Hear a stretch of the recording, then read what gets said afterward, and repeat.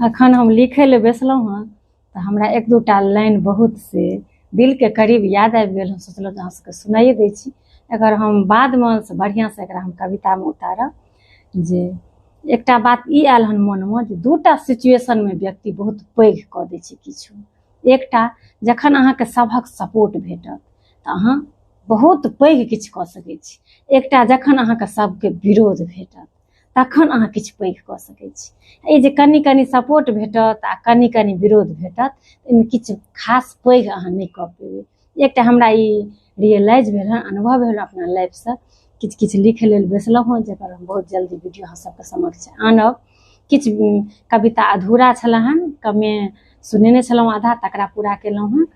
तऽ ई हमरा से एखन याद आबि गेल, सोचलहुँ अहाँ सबके समक्ष ई बात रखै छी।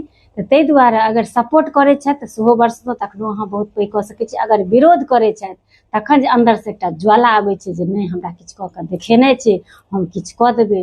अपना पर भरोसा रहै छै तऽ भगवान भगवती कोनो ने कोनो राह जरूर निकालि दै छथिन आ व्यक्ति बहुत पैघ कऽ दै छै। तऽ चलू हम बहुत जल्दी मिलै छी अगिला वीडियोमे। ताबत तक लेल सब गोटाके जय सिया राम, जय मिथिला।